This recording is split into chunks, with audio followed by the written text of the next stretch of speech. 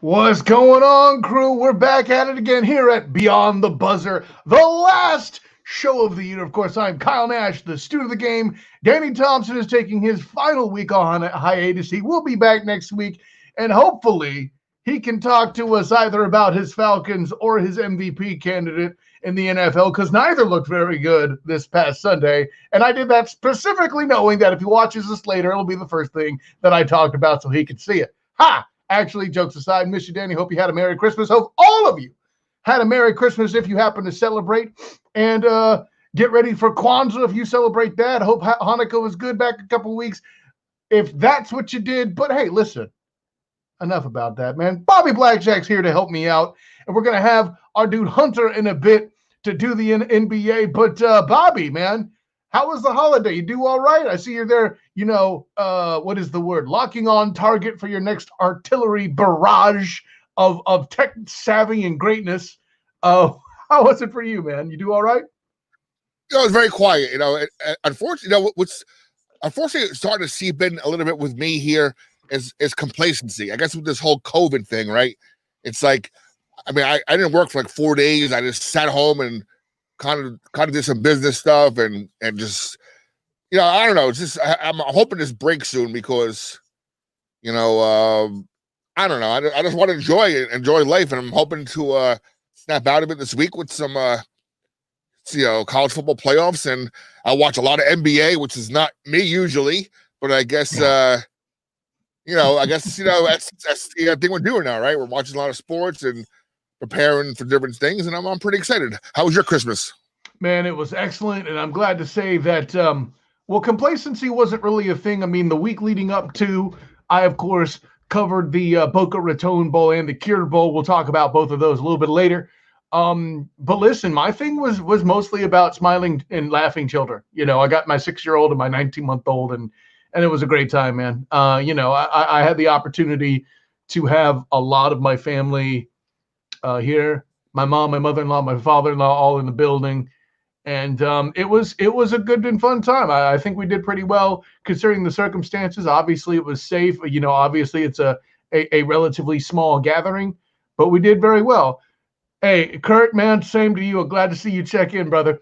And like I said, of course, this is the last episode of the year. Let me go ahead and throw on the promo before don't forget about our friends at Valor, itsvalor.com. If you're looking to become a star, do your thing, do all that, check them out. They're important. And Bobby Blackjack will even tell you one of the highlights of the year is we had the opportunity to unite Valor with a rising star, and that is Danny Thompson's old fire alarm. Yes, even it is a star thanks to Valor. Okay, maybe not really, but someone's going to make jokes around here, and I've been told that that's my job. Anyway. Well, I'll tell you what, Kyle, our NBA prodigy Hunter is ready to go. So let's bring him on so I can do my little producing stuff for a few moments here. And we'll get right into the NBA. Like I said, I've been watching a lot of games. I'm watching the Brooklyn game. I'm a big Brooklyn Nets fan, and John Morant was carted off the court in a wheelchair. That's not good. Spencer Dinwiddie, of course, out for the year with a partially torn ACL. That's going to hurt a little bit for the Nets. And what I don't understand is, and I'm sure Hunter will join us real quick with this. He's listening now. Mm-hmm. Why on earth would you sit Kyrie and KD on the same day? Like, wouldn't it make more sense to sit one day and the other the next? I mean, I understand it's both coming off injuries and it's still new. The season's still new. There's conditioning to think about, but why on earth are they taking the same day off together? And I believe, and Hunter will support me on this, I believe they've only played on the court together, two of them, and they've been on the court together, they've been off the court together. So without further ado, let's bring in Hunter. What's going on? So listen, there's a reason why he's an intern at Temple. That's because he is the local priest and scholar of the NBA here for Beyond the Buzzer. Hunter, welcome in, man. How's it going? So let's get into this. Is that a throwback Mavericks? Like, I see the deep green there. Yeah, it is. Okay. Came back from the mall. I went to Foot Locker, was looking for the new City Edition jerseys, and found this one.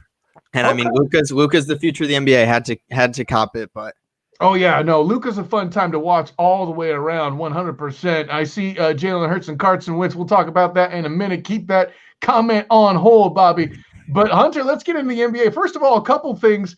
My dude, of course we replaced you, Danny. You're easily replaceable. Not. Danny, I'll do my best, Danny. He walked right into that and he knows it. He's probably laughing himself. No, man, but listen. Before we get into it, Bobby Blackjack asked the interesting question. If you're going to be the Brooklyn Nets and you're going to load manage, why are you doing it on the same night with Kyrie and KD at the same time? My first question, though, I didn't witness this happen. I'm going to ask, were they playing the Knicks? Because that would make it okay, right? I believe they're playing, the Memphis Grizzlies. They're going up against who, obviously, John Morant just got hurt, which Memphis is a pretty decent team. I mean, yeah, almost made the playoffs last year. I mean, without Triple J, I don't think they're that much of a contender in the West, but it's a weird team to bench both of your top stars for. Yeah, I would have said the same thing. When you told me it was Memphis, I'm like, well, so much for my playing them out. Yeah. Speaking of other things that are pure comedy, and we'll get into what you saw in this opening NBA week or so of action that gets you excited. That'll be the next thing here in a bit. But I have to ask and be selfish here. As an Orlando native, Orlando fans are all like, stop the season. They're 3-0. Like, can we stop with the ridiculous? Steve Clifford is a defensive coach. He's gotten basically every team that he's been a head coach for. Not that the list is vast. He's not, Pat Riley, but they're known for playing solid defense, and teams up front are trying to get used to their offense with acquisitions. Like, I'm not saying it should be expected, but like, okay, this is adorable. They're still missing the playoffs, right? I mean, seriously. I mean, Markelle Fultz has looked like a quality NBA player, which is probably one of the first times he's looked like this in his career. I watched an interview from Terrence Ross, who's I believe the backup shooting guard for that team behind Evan Fournier, and they're like, we got nothing to lose. I mean, Orlando didn't make any moves in the offseason. They re-signed John Isaac, who's not actually even playing for them. Right. Aaron Gordon's looking promising. Maybe this can be a year that they can start maybe being contending in the playoffs. I believe in my podcast, my NBA podcast with Zach, we both had them still outside the playoffs. Sure. And Orlando and the Cavaliers both off to a hot start. Hey, good for Orlando. Markelle Fultz deserves a chance. Cole Anthony, who was their first round draft pick, is looking like a very good offensive sided point guard. Okay. They have quality pieces, and if they can really put it together, I think the big thing with Orlando is their chemistry. They don't have like that star player. Their best player, I believe, is Nikola Vucevic, who's been an on and off all-star. It's chemistry. If they play together and they put it together, they have pieces that can drop 20 points a night. So they're fun. They've been a fun team to watch so far. I mean, obviously after this hot start. Yeah, no, and you mentioned T. Ross. I'll get my. I know I missed Festivus, but I will air this particular grievance. He was handed quite a bit of contract to be the sixth man because he was the top shooter percentage-wise from three-point land 2 years ago, and next year, relatively quiet. So, yeah, if the Magic need success, they need Cole Anthony, like you said, and, of course, T. Ross needs to hit threes on a more consistent basis and stop being streaky as John Starks in the 90s. Hashtag I said it. Anyways, enough about my airing of the grievances and my belated Festivus when it comes to the Orlando Magic. Let me. What was going on? Is this Danny trying to sneak in here in the comments? What's going on? I don't know who this is. But Steve Nash's younger brother. No. If anything, first of all, it's Kevin Nash. Steve Nash was never this big or this sexy. Thank you very much. And I'm not Canadian. Side note.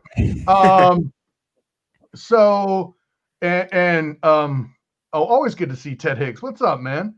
DT is actually hanging out with his daughter this month, man. So he's got a good excuse. I mean, you being the late night parent, as you are on your podcast, bing, I think you'd understand that response there too, Ted. But thanks for checking in, man. I appreciate you commenting in the thing there. Good point about them making the playoffs 2 years ago. You picked up what I was throwing down there, partner. I appreciate that.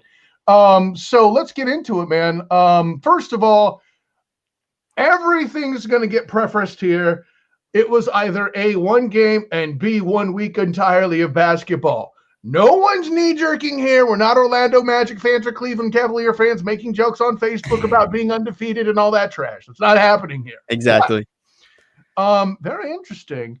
Seeing the Nets come out the way they did, and I'm not going to use the word chemistry because you need to do a lot more mixing in some beakers and such to get true chemistry, but there was an element of cohesion, and they came out, looked pretty good, to say the very least, right, Hunter? Yeah, I'm a Warriors fan, diehard Warriors fan, so that first game of the season, that kind of hurt a little bit to see Kevin Durant. I know you saw the game, partner. I was trying to do it without rubbing that part in. Kevin Durant came out and just torched us. Kyrie Irving looked like a top 3-point guard in the league, like he's back to. But, everyone's going to talk about Kyrie and KD. That's obviously the main two things. Their coaching staff of Mike D'Antoni, Steve Nash, and Amari Stoudemire, they look like they can put it together. And one thing that's not talked about too much, the Brooklyn Nets have a top 3 bench in the NBA. Caris LeVert is, in my opinion, the front runner for 6th man of the year. He's a player that could, if he was starting on any other, he would start on 95% of other teams, and he'd average 20. He's an offensive threat every time he's on the court. And so if you take someone like Kyrie Irving, one of the best offensive players in the league, and bring in Caris LeVert to back him up, that's probably the best backup you'll have for someone like that, in my personal opinion. They have Jarrett Allen coming off the bench, who would start on probably 50% of teams, who is a block and dunk machine. No one wants to contest Jarrett Allen in the paint. He's known for his blocks. Him and DeAndre Jordan are the same type player. So we didn't know how, in the beginning of the season, we didn't know how they were going to play, if they were going to play together, if Jarrett Allen was going to run the 4, DeAndre Jordan the 5, or one's going to come off the bench. Jarrett Allen looks very comfortable coming off the bench for them. And he's playing more minutes than DeAndre Jordan, even with coming off the bench. And that rotation of no one wants to go into the paint on DeAndre Jordan or Jarrett Allen. And so they complement each other. And then Joe Harris. So a lot of people were surprised when the Nets re-signed him for such a big deal. I believe it was a 4-year, $75 million deal. He's coming off the bench and lighting it up from 3-point range. Just like, I believe he won the 3-point contest like 2 years ago now. That bench just has scorers and players that want minutes, and that team is 11 deep, and Steve Nash is going to play them 11 deep, and they're going to continue winning. So what I hear you telling me is I'll need my scuba certification to really analyze the depth of the Brooklyn Nets. It's impressive. So listen, again, early on, I know first week, 3-0 is all the rage right now, disclaimer, but who else should we be excited about? And listen, I'm legitimately asking, I'm in bowl season. Y'all cats can watch all the basketball you want. I'm trying to figure things out. And hey, listen, like I say, we'll get to college bowls in a minute. I had to cover 2 of them this past week, so I was a little busy and tuned into the NBA. So what else is there to be excited about so far? We got the Nets. And don't worry, I believe your Warriors will still be in the bottom 4 for the playoffs in the West. We're good there, but I hope so. The Cleveland Cavaliers, the team I mentioned earlier. Yes, it is very early. They're 3-0. But the backcourt that people didn't know if it was going to work out, which is Darius Garland, who was, I believe, the 6th overall pick two or 3 years ago now, and Colin Sexton. Both of them have turned it on to another level in these, and I hope it's not a fraud, because I was a believer in Darius Garland, where I think his potential could be a Damian Lillard type player. Colin Sexton's over here looking like Donovan Mitchell. They have Andre Drummond, one of the best rebounding and defensive centers in the league. I saw Kevin Love went down with an injury, I believe last game, but Kevin Love's that good 3-point shooter who everyone wants on their team, not for $35 million a year, but he's a player that you would want on your team. But if you want to watch backcourts in the NBA, I'm a big guard guy. I'm only 5'8". I've played point guard my entire life of basketball. If you want to watch backcourts, that Darius Garland, Colin Sexton, they're exciting. They're quick guys. Darius Garland will knock people down with his handles. He's shifty guy. He's starting to shoot the ball well finally, because that was what people were saying in the beginning of his career. Not a big great shooter. There he goes out here shooting incredibly. Colin Sexton's an electric guard. I hope the Cleveland Cavaliers can push for a playoff spot. And Isaac Okoro, the 5th overall pick, has been playing. He's the glue guy of this team. That's what he reminds me a lot of an Andre Iguodala type player for the Golden State Warriors. He's the glue guy that every team wants. And the Cavs are looking like a fun team and hopefully a competent team in the East. Yeah, you mentioned that hopefully Sexton can help them find the direction, because it's appropriate that his backcourt partner is named Garland. It would be a true gift if the Cavaliers could make it to the playoffs. I don't see that happening though. Listen, this is Cleveland, man. You got to control those emotions. Like, the Browns are doing their damnedest to miss the playoffs, and then you're going to tell them, "But wait, the Cavs might be good." Hold on. Yeah, it's too early to predict. Okay, you got some emotions to manage there. Listen, you're new to the game. I'm just trying to let you know Facebook hate is a thing when you don't manage expectations. Fair. Fair point. Okay, so I mean, and just as a quick aside, like, I believe Danny Thompson's thesis months ago, he was telling me, because I listen, I make it a point to make fun of the East when it comes to the NBA, despite living here. But as you should, yeah. But he warns me constantly that, especially going into this season, right, that the East is ascending. They're getting better. I mean, Trae Young was among the other reasons there. Now you're mentioning Sexton and Garland, Markelle Fultz. I thought he looked like an NBA player in flashes last year, but now you're telling me he's doing more of a full-time role. Hopefully he can stay healthy here too. But you seem to subscribe also to the theory of the rising tide of the NBA East, yes? Yeah, I mean, for the past 10 years, it's been LeBron James making it out, LeBronto in just destroying the Raptors. The East the East has teams this year. I mean, the Sixers with Seth Curry and Danny Green in their starting lineup, they put shooters around Ben Simmons. That's going to be interesting in the playoffs. The Raptors look a little bit iffy right now, which I'm not going to doubt Nick Nurse, and they're still going to be a competent playoff team.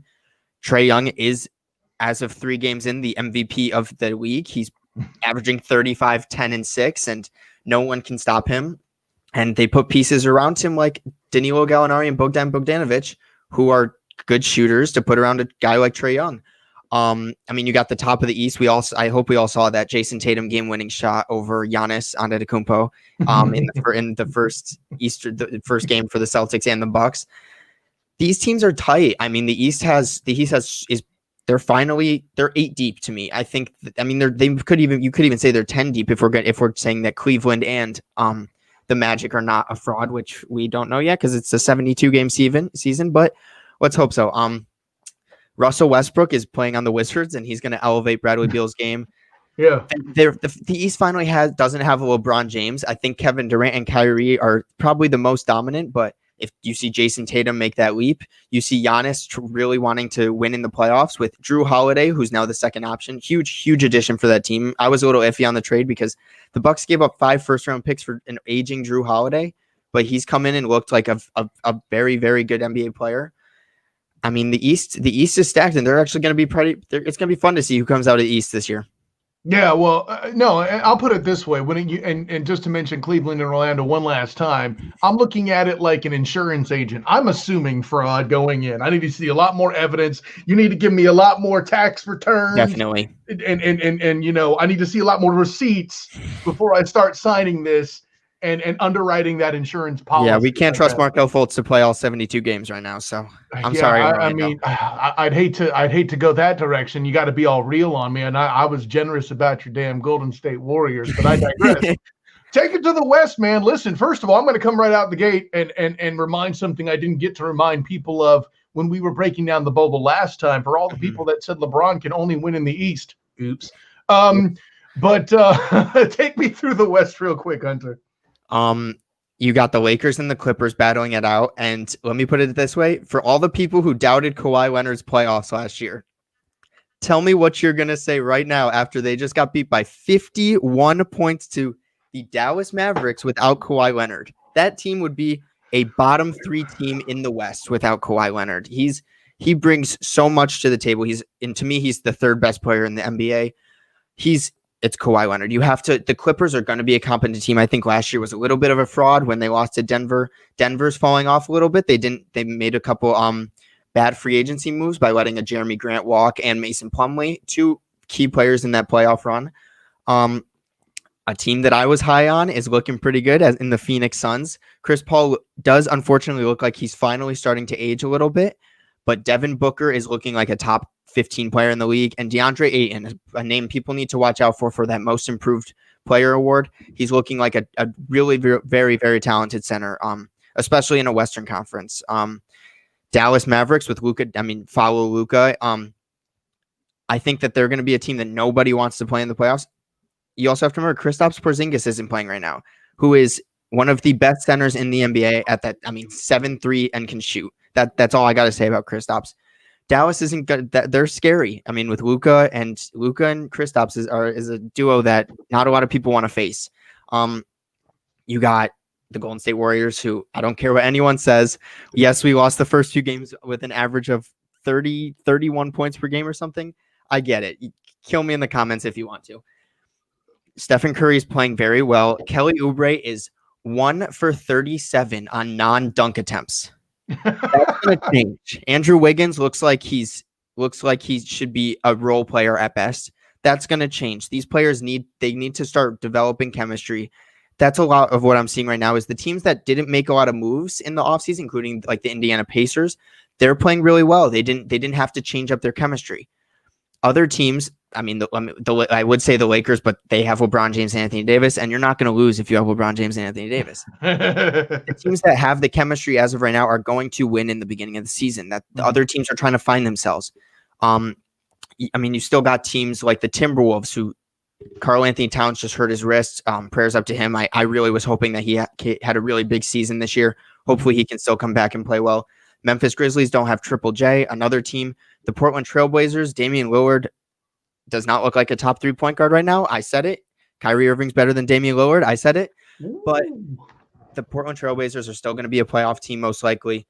The only team that's not making noise right now is the Thunder, and they still won a game against the Charlotte Hornets, who everyone's expecting LaMelo Ball to be the second coming of Jesus right now. So the West is the bottom of the West is going to be fun. The top of the West is going to be fun. The whole NBA right now, there's no team that if they were on television, I would say, I don't feel like watching that team. And I'm not even talking about Zion and the Pelicans, who look like a team. Zion's looking like a top 10 player in the NBA right now. So the West is up for grabs. We'll see who can go on a quick win streak in the middle of the season when other teams start dying down, but it looks like it's still going to be an LA show.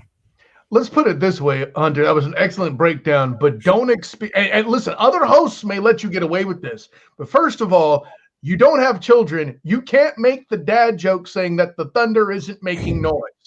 All right? Don't think I didn't. I didn't even think about that. That's pretty funny, actually. No, yeah, it was pretty solid. And then you mentioned the second coming of Jesus with the natural wonder and all that. It was dad joke heavy. And again, I mean, if you're going to drop those at this stage in your career, people may get the wrong idea about your social life. I'm just saying.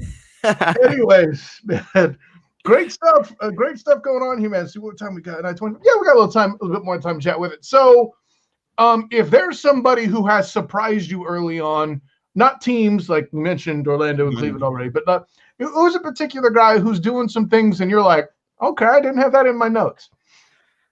I mean, we talked a little bit about him, but the point guards are really getting better in the league, and it's been a guard heavy league for the past couple of years. We haven't seen as many top-notch centers, but to see Russell Westbrook coming out and averaging a triple-double again as of so far, I think if he's going to average a triple-double, it's going to be on the Washington Wizards. It's good to see Russell Westbrook with the ball in his hands. That makes me happy to watch as an NBA fan.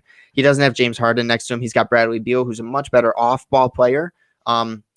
Russell Westbrook's been playing great, and I would like to see people talking right now that said Kyrie Irving isn't a top 5 point guard last year.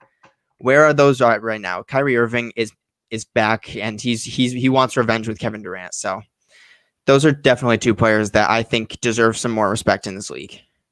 Bobby, what do you got, brother? I just want to jump in here a little bit. So Hunter, first week of NBA, which jerseys have started? You mentioned you were shopping for some City Edition jerseys. Which ones have you so far? I really hate to say it, but those Lakers City Edition jerseys with the all white with the light blue tint. That's horrible. Those are the worst ones. Oh, they're clean. Oh. They're beautiful. Oh, I love them. I'm a huge fan of them, actually. The Phoenix Suns City Edition. I love all this. Most of the City Edition jerseys are good. Without like the Oklahoma City Thunder being put in there, but the and the Phoenix Suns city of Jersey it's got the like pixelated valley of the Suns colors over the black. The jerseys they're getting better. I had to purchase this one. I saw them playing this the other night. The green Dallas Mavericks jersey. I thought that was interesting. Seeing the Milwaukee Bucks come out in an all blue jersey with their city edition jerseys, that was interesting, but they played well in it. And I'm not going to say anything. If you're playing well in your jerseys, good for you. Yeah, no, the city edition jerseys this year, most of them are good, with exception to like the Pelicans and the Thunder. I'd have to say, sorry to any of those fans. With a little French writing on it. I mean, that kind of. I mean, I understand New Orleans French quarters, stuff like that, but it kind of like what? Yeah, where's I the don't bird? understand it. Hey, I mean, don't understand them. If we're going to talk about Nolan's logo stuff, the fact that they weren't named the Brass instead of the Pelicans still has me going, what? Which, by the way, for those who don't remember, that is the name that came in second, allegedly, behind the Pelicans. I'm sorry, the Nolan's Brass. Ooh, I love that. But anyway, I haven't gotten it over yet, and I'll get over it now. We'll leave it at that. Bougie. That's a little bougie. The Brass. And listen, I mean, it's the Superdome is sponsored by a Mercedes-Benz. That's bougie in and of itself. True.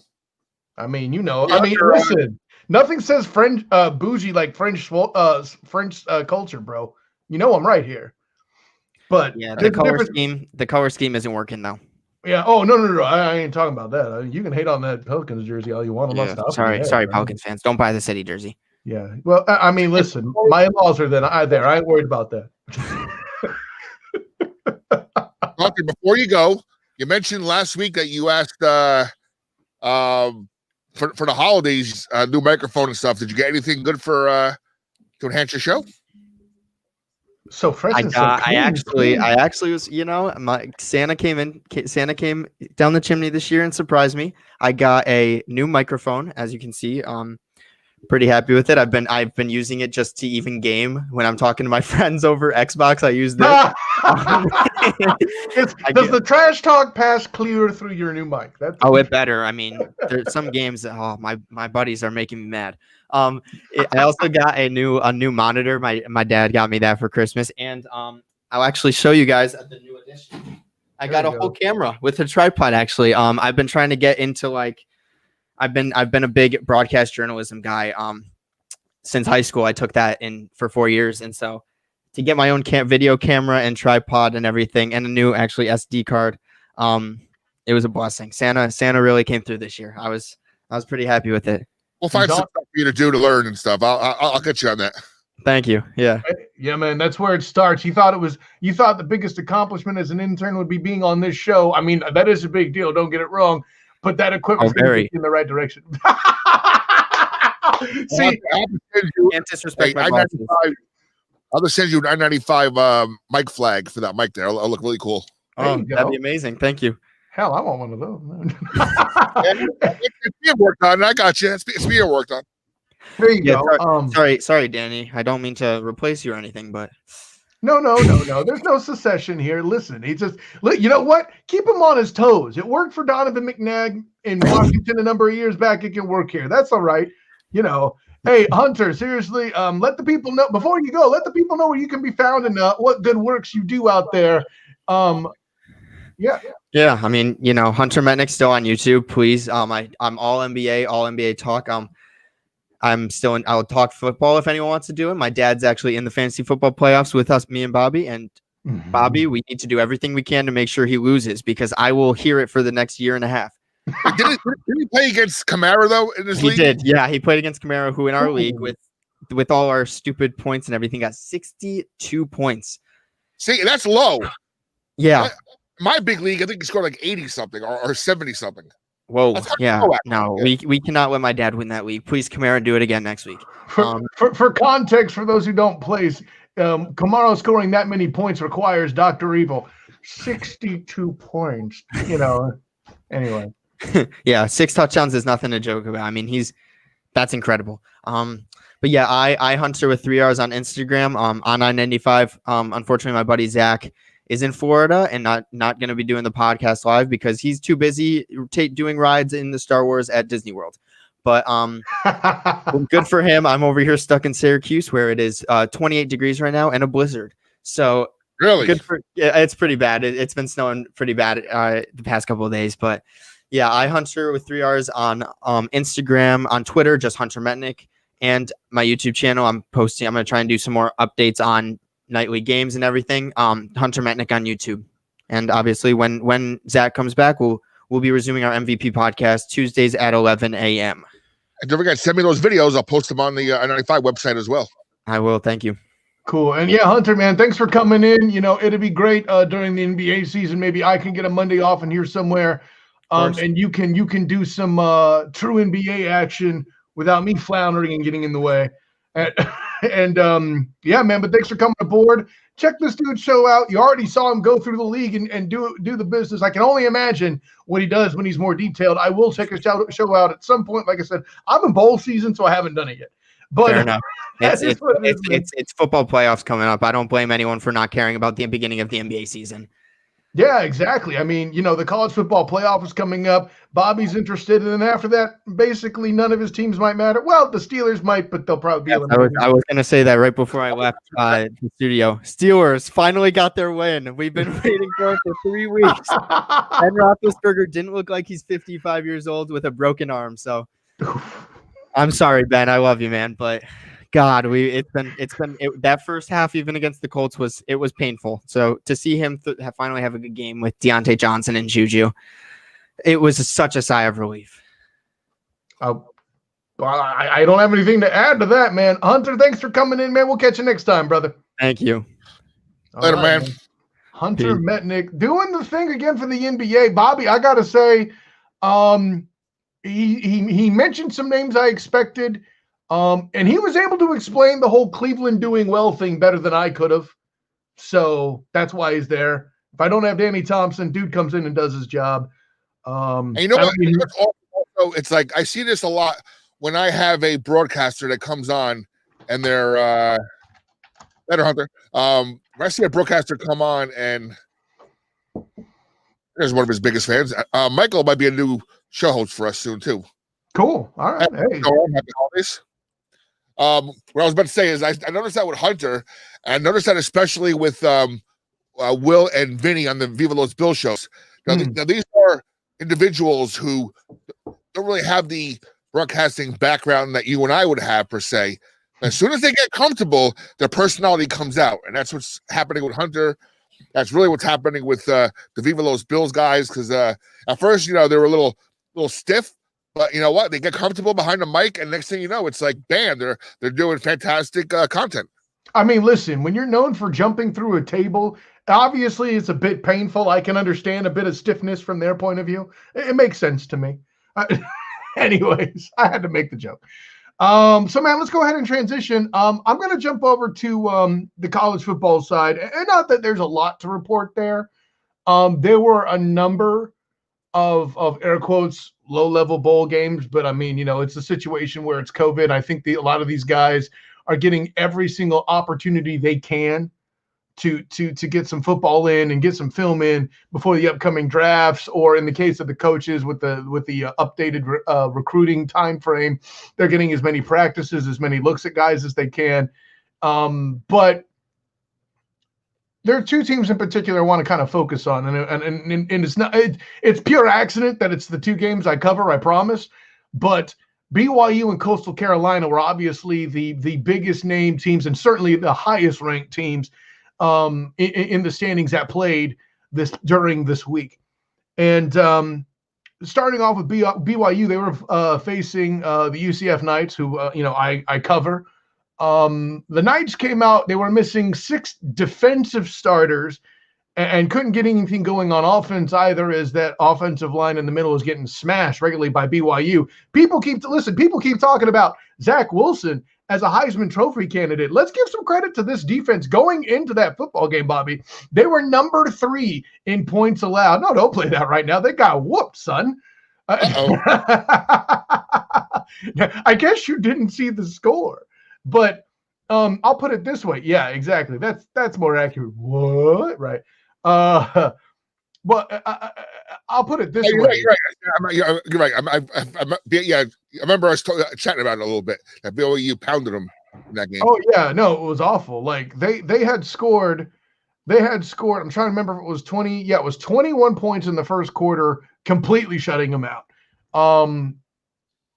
But just UCF was rendered completely useless throughout the game. Zach Wilson went precisely nuts and basically was trying to campaign himself with one last gasp. But maybe he's not going to win the Heisman, but he was trying to make one last gasp to move up in the voting. One couldn't help but think.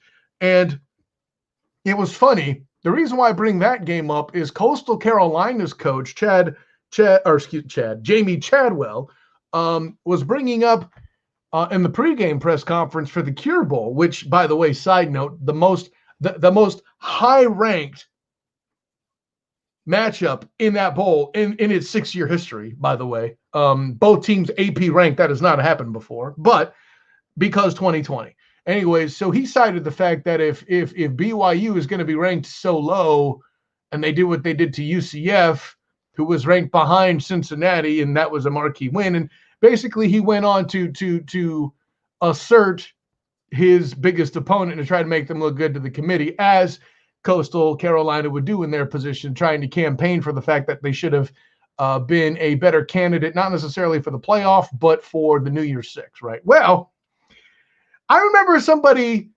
dashingly handsome on the show trying to warn both you and Carolina's homer, except for the Panthers, Danny Thompson, to watch out for Liberty. I told you guys, watch out for Liberty. That Liberty game's going to matter. And then COVID canceled it. But through the grace of God, the football gods themselves rescheduled for the Cure Bowl. And oh my goodness gracious. First of all, fantastic contest to watch. Did have an element of mistakes and rusty football in it. It's a bowl game. It's what happens. Coastal down 14-0 in the first quarter. They come back. They tie it up in the fourth quarter, but Liberty has a chance to win. And the defense is trying to force a running back to score. The offense is trying to prevent a running back from scoring. Joshua Mack is stuck in the middle in all the chaos, and in the scrum, he fumbles the ball, and then it goes into overtime, where Coastal Carolina loses on a blocked field goal, the very thing that stopped them from going undefeated back when they played North Carolina State in what would have been a third ACC victory for Liberty. So here's my thing, Bobby Blackjack. And then it turned into the postgame press conference where Liberty coach Hugh Freeze, say what you will about his past, made a very interesting point that Liberty wasn't even in any conversations to be in the top 25. Forget about, playoffs or New Year's Six bowls or any of that. His team is not even in the top 25 for the college football playoff rankings. Ranked in the AP, mind you, like I said. But nonetheless, they come in. My question to you, Bobby, is in light of that unfortunate situation, which, by the way, both programs, according to both coaches, because I asked them both this personally, both programs easily having the best years in their respective histories. But how far should Coastal drop with this loss to Liberty? What were they before the game? I believe it was, I'm going to say 18th and be wrong. It's 12th. 12th. It was Coastal. BYU was 18th. So I can't see him. I can see him still being in the top 20, right? I mean, they deserve it. It's an odd year. And no makes this year even odder. Did you happen to look at today's AP All-American teams? I did not. Like, if you get a chance to look at it, it's like you have players there from like Coastal Carolina making All-American teams. Mm-hmm. You have like one of the best defenders in the nation from Tulsa. It's just again a year where a lot of weird, odd things happened. It just, you see the All-American team, and my boy Big Bird was third, by the way, just so you know. Your boy, well, I guess we should say Rodney's boy, Sunshine, being ranked third, probably solely on the fact that he missed games due to COVID. Quick correction too, Bobby. BYU was 16th in the CFP poll, not 18th. So that's my mistake. Okay. Yeah, I don't know if that's as a result of the Boca Bowl or what, but that's what I'm looking at right here on ESPN. So, yeah, I'll put it this way. I didn't want to go over bowl games too much. A lot of the air quotes, big name bowls didn't happen. But I'll say this, and I'll go over this next Monday once Danny's back. By then, we would have had New Year's bowls, and we would have had a lot of that. We would only be waiting for the national championship game, basically, at that point. And I'll be, trust me, if the Cure Bowl ends up being the best game in the bowl season, y'all gonna hear about it, and we'll leave it at that. Real quick, while we stand for another second on college football, something just kind of hit my brain a few minutes ago. Now we know college basketball has. You have, in most normal years, you have the NCAA tournament, and then you have like a secondary NIT tournament. Now, mind you, there's 300 something Division I college basketball programs. Yes, for men's. Right. Now, what would your thoughts be if there was I don't know if you would say it's a minor championship, because obviously you're playing for a championship, with the final four, right? Right. Would you turn into a secondary tournament that gives the Coastal Carolinas, the Liberties, the UABs, the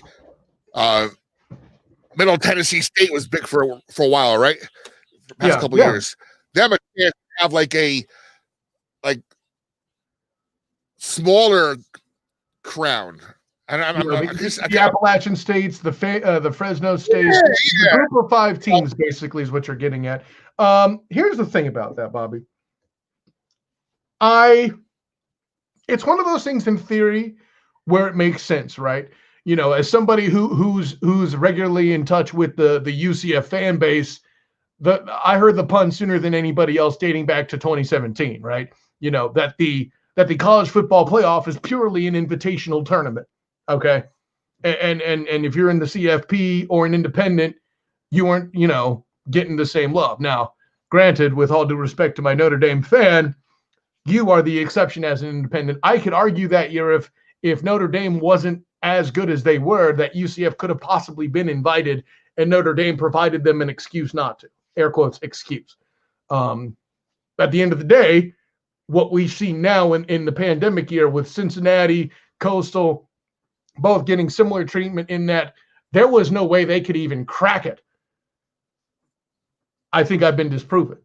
I could even make a strong argument, Bobby, that the only reason why they put them 8th is so that fans could be like, oh, well, if there was an 8-game playoff, they would be in. That's adorable. The separate tournament concept, and I mean, what you're essentially saying is that the G5 does their version, but it's like the NIT. I mean, there's usually the disgruntled, like, for example, again, lack of a better, like a disgruntled Georgetown who doesn't make the big tournament, and they begrudgingly accept the NIT. But then, if they play well, you know what? Those players still get a chance to go out as, quote unquote, a champion because they won a tournament. They could put the champion title on it. I'm going to evoke the Admiral Akbar premise here. That's a trap. The claiming to be a champion of a lesser situation is actually something that would hurt the credibility. Here where I'm coming from here. UCF, to use their example in 2017, actually ended up placing in the calling matrix, which is actually NCAA sanctioned. For everybody that wants to use the term UCF claimed a championship, that's not accurate. The calling matrix, a sanctioned ranking body, put them number 1. Ergo, they were going to be in the history books, no matter what UCF said or claimed, air quotes, or any of that. So let's get that out of the way. If you set up a second championship like that, that kind of stuff gets swept under the rug. That kind of stuff to make legitimate teams, smaller teams that don't have centuries of, I shouldn't say centuries, decades and up to or beyond a century of history will not ever get the chance to become blue bloods themselves, which really, that's the goal, right? We want other schools to have the opportunity to get into that elite echelon. That's what we want to see happen. I've too often as I've seen the phrase, you know, and I don't necessarily like the defense, but fatigue is a thing if you're consuming stuff. We're sick of Ohio State, and you found a way to force us to watch them again. Now, granted, it beats trying to watch a 3-2 Oregon team get into the playoff, but whatever. Hell, basically, you know, and Ohio State's defense, that's their own goddamn conference who caved in and changed the rules to fit them in. That only makes it worse in my mind. Yeah, like and I see what you mean from this standpoint, and I'm going to word it the way that Joel Klatt did, because as I've been both critical and supportive of him. This is one where I think he's worded it perfectly. The Big Ten did Ohio State no favors. That's accurate. Ohio State was one of the schools that wanted to play up there with Scott Frost and Nebraska. Not that went as well, but they wanted to play Ohio State, and the Big Ten pulled the plug, and then they decided to try to dip their toes back into the pool. So it would have been the Big Ten's fault had Ohio State failed to make the tournament. And you know what? I'm kind of okay with it. Like, for the teams like the Coastal Carolinas and the Cincinnatis, well, I'm less in the case of Cincinnati, but the Coastal Carolinas, the reason why I don't think they should be in the playoff, first of all, that's just me. I've been critical of their schedule. They did make the BYU game happen. Had they won the Liberty game in the final week of the season, instead of in such a fashion where it was delayed to the bowl game, you might have been able to sell me on them as a playoff participant. We'll get that out of the way. Now, obviously, the COVID game, I shouldn't say the COVID game, the Liberty game was canceled because of COVID. That is what it is. That's beyond their control. But for teams like the Coastal Carolinas, who made the adjustments, that made that BYU game happen in the first damn place, risky for both squads, as we saw in the rankings the next day, right? They should be rewarded. Whereas Ohio State and their conference, who, based on results at least, could be construed that they played it a little bit more fast and loose with their medical protocols, because we kept getting contact tracing, right? And again, I don't know the details, but those teams that didn't have the contact tracing stuff happen had to have been doing something where they were following the protocols, where they were working hard and succeeding and all this despite extra harsh protocols. All of that credit needs to be given to the teams that were able to stay healthy and play more games, especially in an environment where it's tougher to do. Is it beyond their control? To an extent, sure, absolutely. But to penalize guys for putting them out on the field, having a greater risk of losing a football game, to ones that like, you got 5 games, good boy. You know, by the way, not for nothing, Justin Fields didn't impress anybody in his last 2 outings. You know, it was kind of a cop-out, and I'll leave it at that. But if there's a second, air quotes, second tournament or a college football a college football edition of the NIT introduced, I actually think that hurts someone like a UCF that beats a big name in, let's say, the Peach Bowl. Ironically, the Peach Bowl this year is hosting Cincinnati and Georgia. If Cincy wins that game, I think they would get more credit than if there was a college football NIT, because then, it's the lesser tournament with the lesser teams. No. In this case, if they beat Georgia, and Auburn was, I think Auburn back then is about on par with Georgia now. Maybe the Auburn there was a little better, but I don't want to hash that out right now. The punchline is this. If you go in there and you beat an SEC team, no one can claim that it was a lesser opponent. Now, you'll get other excuses. Well, they didn't really care. It was the bowl game. They weren't trying hard, blah, blah, blah, blah, blah. Yeah, you can't do nothing about that. Excuses are always going to be made, especially by media folks that played for and went to these blue blood schools. That's going to happen. But if they're actually down in there with the air quotes perceived lesser competition, they're going to get treated lesser. It's the same thing you get with the ACC. Your Notre Dame Fighting Irish comes in as a mercenary, whoops everybody, literally everybody in the damn conference, Bobby. Yeah, I know they didn't have Trevor Lawrence. Sunshine didn't play, or as you say, Big Bird. But literally beat everybody in the conference. That can't get taken away. And the American completely forgotten when they performed much better. I mean, oh, well, it's just Georgia Tech. It's a Power 5 team, fools. And UCF crushed them. A lot of teams crushed Georgia Tech. And we're supposed to take the ACC seriously as a conference just because they have one team. Well, Notre Dame's in the ACC as mercenaries. Stop it. That's the problem. The situation with the American Conference being better than they're portrayed in people's minds is the same issue you would get with the college football edition of the NIT kind of bowl tournament thing. Make sense? Yep. One last thing about college football. Mention the AAC. What are your thoughts about Boise State potentially joining? That would be very interesting. And thank you for bringing that up. I meant to. I had forgotten to. If Boise State joins the American, I mean, let's put it this way. Even from your perspective, Bobby, as somebody who lightly dabbles in college football compared to me who covers games in it, you take the American a bit more seriously when you trade out UConn for Boise State, right? And football-wise, anyways. That is true, yeah. So, and by the way, side note, UCF's opener next year is hosting the Boise State Broncos. That was scheduled before this whole conference thing's happening. But man, listen, the Western Division of the American is a bunch of good programs that do not get a lot of love and really need more. I mean, say what you will about Tulsa. This is a team that nearly beat a team that's playing tomorrow in the form of the Oklahoma State Cowboys when they face off against the Hurricanes. By the way, the Hurricanes both having a former American Athletic Conference coach and quarterback, D'Eriq King, by the way, deciding he will play another year and take the extra year of eligibility brought because of the 2020 exception. So the Western Division would be Boise, Tulsa, Houston, and SMU, right? And do not forget.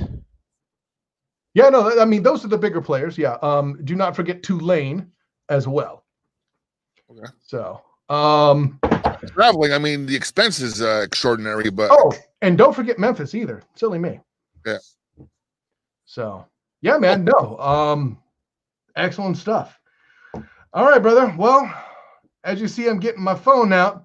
That means I'm getting individual topics. That means it's time to talk a little bit of NFL.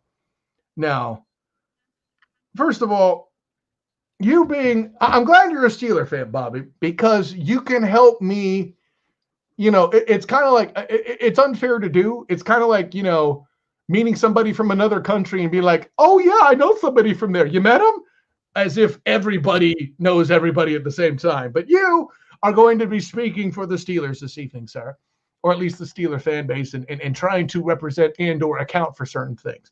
For one, are we ever going to get 60 full minutes of football from a Pittsburgh Steeler performance for the 2020 season? Is that going to happen? Well, technically, I said the 2020 season on purpose because officially it can't happen in 2020 anymore. That's a fact.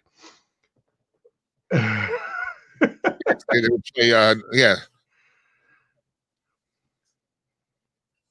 Hold on, I'm all right. It's lesson game of the Nets here. They're down by one. Okay. I think Pittsburgh. Hey, I don't think anybody in their right mind, fan or not, saw that comeback.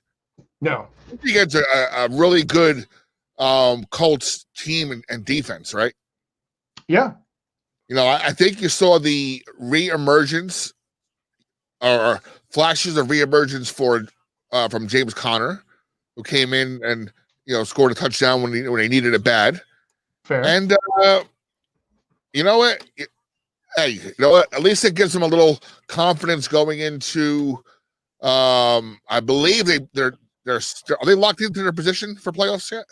They are. I believe they've won the division officially. Actually, Won the division, so they'll get the home game, right? they will. So it really depends on. Well, I guess that them and Buffalo could potentially, because Buffalo, they're killing the Patriots. Buffalo go to 12-3, same as the Steelers, and so I guess seeding doesn't matter yet for on Sunday. And I believe, if I'm not mistaken, isn't there a really? We'll get to this obviously. Isn't there a real good bottom competition going on for the AFC? Absolutely, there is, and actually, this game. We'll get into it later, like I said, there's more teams, but this game, what we will say, the loss of this game, and listen, let's call it what it is. That Pittsburgh Steeler front had Phillip Rivers flashing back to days where he threw away other games as a gunslinger too, right? He put the ball on the ground once, and also threw a very crucial pick that was called back, and then overthrew the receiver to end the game, basically. Phillip Rivers struggled a lot, and I think that was a big part of it too. And all of that is thanks to the Steelers' defensive front. Let's not mess with that. But this game, being lost by the Colts, basically set up the situation to where the Colts no longer control their own destiny. Should they win next week, they'll be in a position to where they'll need help from one of three other teams. By the way, there's a myriad of 10-5 teams. And somebody's going to go home empty-handed simply because they even gave you an extra spot. We could have been in a position, Bobby, where 2 10-5 teams would eventually go home, possibly at 10-6. Yeah. So, I mean, there's that. Meanwhile, in contrast, in the NFC, somebody with a losing record is going to be a playoff team, and the damn Bears are still alive. The Bears came alive with the reinsertion of Mitchell Trubisky, of all things. All right, we're going to have this conversation, Bobby. You going to do this to me? You going to come in one of these weak Danny Thompson campaigning for Patrick Mahomes kind of? No, if you see the uptick in play by the Chicago Bears and their wins, it coincides with Foles getting hurt and Trubisky coming in. Bobby, anything special, but Bobby, hey, I put him above Daniel Jones right now. That I can't touch that. Bobby, who was their opponent this week? Oh, the future home of Big Bird, Jacksonville. You beat me to it. I was going to make that joke, but you're right. So suddenly, and I saw the most ridiculous stuff on Facebook. And I'm not trying to put my dude, Controversy Raphael Haynes, on blast. His is just the page I happen to see it. It ain't his fault, but he does a good job running the 3-point conversion, the site for which I write and cover the UCF Knights in college football. You can find my write-up on the Cure Bowl that we talked about just a bit ago there as well, the 3-point conversion, the number 3.com. But on his Facebook page, I saw, and of course it's a meme, it's a joke, etc., but an apology form to be filled out to Mitchell Trubisky. No, y'all dummies need to be filling out an apology form for your hatred of Matt Nagy. The fact that this guy has rescued playoff hopes for you with a wacky quarterback situation, and now you even said yourself earlier your fantasy team, Dave Montgomery, is doing good. Y'all gonna just suddenly act like Matt Nagy had nothing to do with that, huh? He just sitting there on the sideline drinking Mai Tai. Okay. Anyways, Bears making the playoffs. Brr! I swear. And I don't mean to say, let's get this out of the way too. The best defensive team in the league, arguably, in the Los Angeles Rams, I had to concentrate. I didn't want to say St. Louis. Battled in a big game against the Seattle Seahawks, where Russell Carrington Wilson and company clinched the strongest division in football. This is when we were talking last week, Bobby. We were sure it would take week 17 to secure that division, and we were wrong.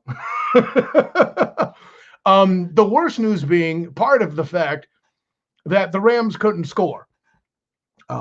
Before the end of the game, Jared Goff would hurt his thumb. I believe he broke his thumb. I forget if it was a ligament or if he actually broke it, but the detail he broke it. He did break it. Okay. Yeah.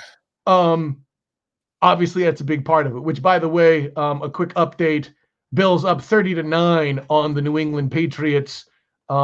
My choice for MVP, Stephon Diggs, has caught yet another touchdown over Belichick's defense. That's the second one. Yep, that's what I meant by yet another. We're on the page, baby. I got you. Good looking out. But yeah, that was the second touchdown. Easily the MVP of that team, at least the offense. And we'll leave it at that. Jared Goff being hurt is awful. But what it does do is give the Arizona Cardinals a shot to stay alive in the playoffs. And them losing to the 49ers, people could say, oh, that shouldn't have happened, oh, all this. It's the NFC West. It's the best division in football. Here's my pop quiz to you, Bobby Blackjack. More disappointing loss for a game that the Cardinals wish they could have had back. The Lions or the Giants?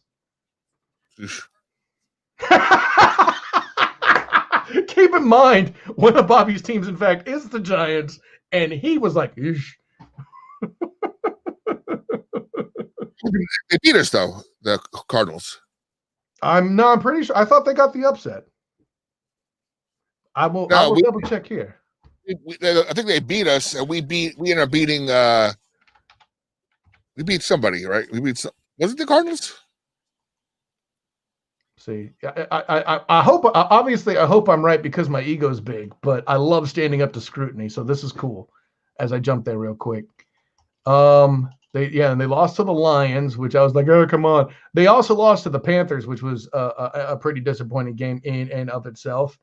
No, they did beat the Giants. Excuse me. Then I need to restate: is it the Panthers or the Lions? Where am I getting the? Hold on, I'm a mess here. There we go. The Panthers are the Lions, which is the bigger game that the Cardinals wish they had back? I would say the Panthers. The Lions are an enigma. I mean, there's fragments of talent on their team, but because of their horrendous coaching by rocket scientist Matt Patricia early on, rocket scientist, I like that. Panthers are just basically a step or two above a college team, run by a former college coach who's making his imprint on. No, I'm not saying it in a negative way, but I think they're what I mean by you have a whole new coach, a whole new system, a whole new organizational change type of thing, and I don't mean in a derogatory way. I mean in a way where, hey, this guy's coming from. You mean it's an enigma, not from a chance that their performance is inconsistent. You mean like you don't know what to think because all this is true. Yeah, because it's like it's a whole new system for them, and it's a guy coming from college, and these college guys tend to kind of be a little bit more of a disciplinarian type thing where we'll see, but I think their future is bright. I mean, did you see the Panthers winning this many games, and then you say that CMC missed 3/4 of the season? Jeez. Yeah. If you told me that Run CMC was going to miss this many games and that Christian McCaffrey would basically be a non-factor in 2020, no way I would have seen that. I would have been more likely to believe the Steelers doing what they're doing with winning that many games than what you're talking about. By the way, what I will add, the Steelers' offensive struggles do fall in line with what we expected from Roethlisberger having moments where he's struggling, but it just happened later than we thought, one can argue. I'll get this out the way quick. Do you think do you think the Steelers are a credible Super Bowl threat? Because I don't. I will ask me that question next Monday when I'm behind the scenes, because I think let's see if this, like I said, let's see if this game against the Colts gave them some confidence, and let's see how they take and handle a Browns team that needs to win to make the playoffs. Because hey, the Browns, right? Aren't the Browns on the brink? Right? I mean, they have 10 wins, but they, like you said, they could be a 10-6 team that could not make the playoffs. And that would be a travesty talk about Browns fans jumping off a building or a bridge. They were, for the most part, almost guaranteed a playoff spot up until, you lose to the Jets this week. And all of a sudden, that spot is not as sure as it was 2 weeks ago. No, all of the above great points. And the Browns. We know the Steelers and Browns hate each other. And if the Steelers can somehow do something to knock their rivals out of the playoffs, so if the Steelers come in and have a really good showing Sunday, I would say yes, they are a formidable Super Bowl contender in the AFC. And don't forget, our boy Danny's buddy there, Pat Mahomes. Hey, this is my network. I'll swear if I want to. Fuck me this week in the playoff game, in my fantasy playoffs, by having the worst game of his career, where I needed him to freaking step up yesterday against Danny's Atlanta Falcons. By the way, come on. I need a big hug for Bobby Blackjack there for what his host of Beyond the Buzzers, various bits of NFL activism did to his fantasy team, and we'll leave it at that. The Falcons are getting steamrolled by everybody almost every week of the year. Here comes KC, and when I needed Mahomes to put up 40 points, he screwed me yesterday. Oh, I mean, listen. I mean, by the way, quick shouts to Travis Kelce, one of the many weapons that support Patrick LaVon Mahomes II. For not only breaking the 1,400-yard mark, but Bobby has the chance to be the first tight end to finish an NFL season with leading the lead in reception yards. So there you go. Great talent there. And get back to my original point. Sure. KC is not looking that great all of a sudden, right? Got a couple close games in a row. 2 of the last 3 games were kind of iffy. I hear where you're going there. But as somebody who follows the team that they were losing to for 3.5 quarters in the Super Bowl last year, is this not what they kind of do? I mean, let's also remember Le'Veon Bell hurt, Clyde Edwards-Helaire hurt, and a lot of their running back talent down. At the end of and by the way, I don't know why you're doing trickeration and putting Patrick Mahomes in at receiver with the game still in contention, by the way, and having Sammy Watkins throw a pass to the best quarterback in the NFL. And I'm not talking trash on Andy Reid. Everyone's allowed to have mistakes, but one has to note that is part of the thing that kept the Falcons in the game, right? Yeah, it opens up your star player for injury because he's not behind his line anymore. He's in the open field. Well, I mean, yeah, that's true, but I won't argue with you on that point. No, it's just another point. I'll put it. If you keep the other team in the game, they're going to try to win. They're all getting paid millions to do it. I would also say the same to the Cleveland Browns with the New York Jets.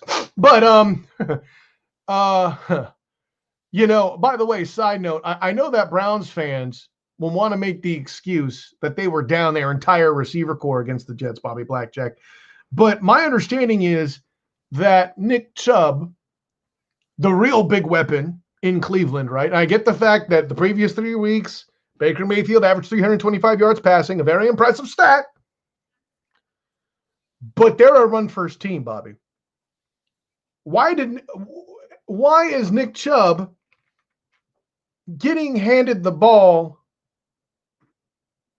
such a small amount of times? I am not one to question Coach Stefanski here. He's been good. I think he's a big part of the reason for the Browns' success. But in this particular game, the question needs to be posed. Was he hurt or something we didn't know about it? I don't know. If anybody is in the comments there can actually speak to it, please give me some insight. Because it seems like, because I've been watching this, I've been going against Hunt a lot lately, right? And it seems like for like 3 quarters, Chubb is the guy. And all of a sudden, it's Hunt's game, and Chubb's nowhere to be found. Which is counterintuitive for the running back to be less involved in the fourth quarter in a game you would be winning, which tells me that they're having to compete to beat the clock at the end, right? I don't know. It's one of them things, Bobby Blackjack. It's one of them things, as they say. Anyways. All right, Kyle, let's do a little flip here. You mentioned the New York Jets. What do you do if you're the New York Jets right now? Go ahead. I'm with my boy Kenny from the K&K Sports Show. We have a similar mindset where we both feel that you drop back, pick up another premium pick or two, and stick with Darnold. Right? Maybe you get him one of those top flight receivers that are available. The guy from Alabama, or we'll see if the guy from Mississippi comes out. Right? And maybe then you go after or you stay at 2 and get that lineman from Oregon, then you have bookends for next 10 years. I mean, I'll put it this way. A lot of people are pretty convinced, at least at that number 2 spot, that Justin Fields isn't the answer. And no one's saying that Justin Fields is a bad quarterback or that he won't be NFL successful, right? I think, let's take, for example, the one criticism surrounding Lamar Jackson that I don't like is teams who were higher in the draft that year. Oh, you should have gotten L-Jack. No, you shouldn't. Lamar Jackson's doing well for 2 reasons. A, he's definitely a talented guy. But B, which is the case for a lot of quarterbacks, I might add, is he was drafted into the right situation, right?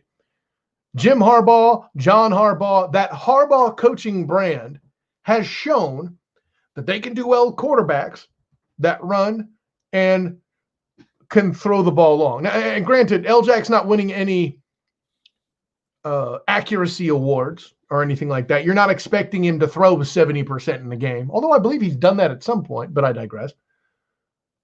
But he's good enough to certainly put up, let's say, more than 350 yards in a playoff game against the Titans. Sure, it was a game they lost, but that's not his fault, is it? And I think the same thing will apply to Fields. I think there is a scenario where he can become prolific in a couple of years. I don't think he's a good enough player to turn around a dumpster fire, right? A New York Jets, a Jacksonville Jaguars, at this point, one has to say Dallas Cowboys, although I think they have a lot more other issues coming up. A Denver Broncos franchise, just to name a few. A Detroit Lions should Stafford leave Detroit. I don't feel like that's a situation where he could be prolific. Let's say, for example, and I'm not saying this will happen, but let's say, for example, that Jimmy Garoppolo departs from San Francisco, as a lot of people have been rumoring will happen, to go back to New England. It won't happen, but let's say it does for the sake of this conversation, right? A Justin Fields could be successful in a situation like San Francisco, where their line is relatively strong. They're a team that runs the ball a lot. There's a lot of creative running packages, so the quarterback doesn't have to carry the load. Jimmy Garoppolo has been winning in San Francisco for 2 reasons. A, he's not terrible, and B, it's not a quarterback-reliant system, right? As much as Danny Thompson wants to gripe about Kyle Shanahan, his former head coach, former offensive coordinator, beg your pardon, he is good enough to know the limitations and strengths of his team. So I think Fields could be in a situation where it's possible, Bobby Blackjack, that Fields, if he's drafted by the correct team, at least in the short term, could have a better career than Trevor Lawrence. Sunshine's going to be stuck with a franchise that's terrible. See also Joe Burrow. See also the Los Angeles Chargers and Justin Herbert, right? But Justin Fields, it'll be very interesting to see where he gets taken, right? Like, I wouldn't rule out necessarily that he might fall to, I'm going to pick a name here, an Atlanta Falcons squad, right? Somebody with an aging quarterback. Not that I'm comparing Matt Ryan to Joe Flacco, but plenty of guys already have. They got drafted at around the same time, right? He got somebody like Lamar Jackson had Joe Flacco. He'll have Matt Ryan, who, according to Danny Thompson, anyway, is a first ballot Hall of Famer, but is a good quarterback, a former NFL MVP. Joking aside, listen, that's one thing Danny can say for a fact is 100% accurate, right? And somebody to show him the ropes, so eventually that when it's time for Matt Ryan to retire, Justin Fields might shine. I'm sure somebody's going to obliterate me and tell me how wrong I'll fit Justin Fields in. Don't get stuck too much in the example, ladies and gentlemen. It's the concept I'm getting at. It's the more about the situation with quarterbacks. So anyways, I say all of the above to say the Jets are smarter. I'm going to agree with you, are smarter to create a better situation before they concentrate on a better quarterback, right? So I agree. Story time with Uncle Kyle, the student of the game, baby. Woo! Real quick, Kyle, you mentioned Lamar Jackson. Let's put this to rest. I'm going to, hold on. Watch this. You know this right here. Okay. Is that coming up? We see it. Oh, no, Yeah. I got to play it. Hold on. Yeah, the play button didn't work for you there. All Got it. Him right there, him shoving off the guy at the end there is proof to me that was a poop walk. Because we've all had that feeling, right? We've all had that feeling where you get that poop walk, and then somebody's in your way, and you're like, "Come on, no, get out!"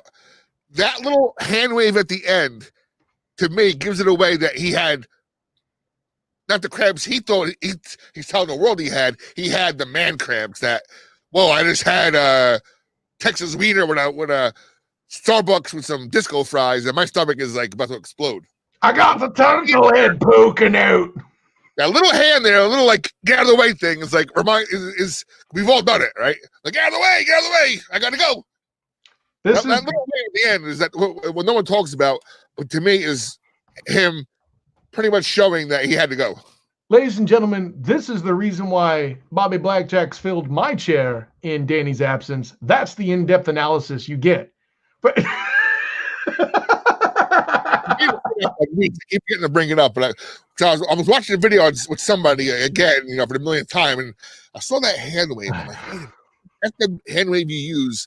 That when someone's like blocking the stall or blocking the door to the bathroom, you're like, get out of the way! I gotta, emergency.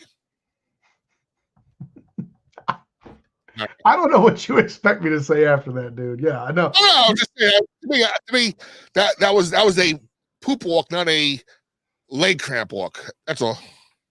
Anyways, I'll tell you what. Let's go ahead and just jump right to it. We'll get into the playoff picture here, and because obviously there's a lot of other things we need to talk about for the NFL, and it's best to do it with this open, and we'll leave it at that. Booyah.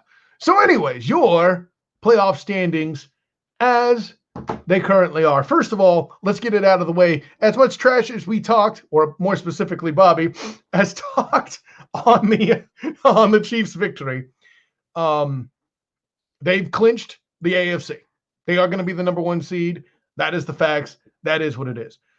In light of the fact that the Steelers have won another game, they've beaten the Colts, and the Bills are currently up 31-9 with 6.5-ish in the third quarter. I'm feeling pretty confident that the Bills will win that game. They'll each be 12-3, and next week could very possibly determine 2-3. And the Browns are playing for their playoff lives against the Steelers, whereas, well, I'll just say the Bills will be playing to try to surpass them. I mean, basically, they're in a position where they're having to cheer for the Browns.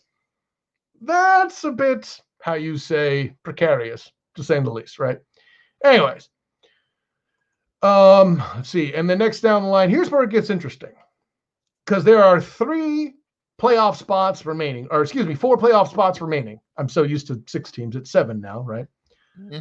There are 1, 2, 3, 4, 5 10-5 teams and 4 spots remaining. And the point you heard me make earlier, Bobby, is that in the old rules, there would have been 5 teams vying for 3 playoff spots, and 2 double-digit teams were guaranteed to be staying their butts at home.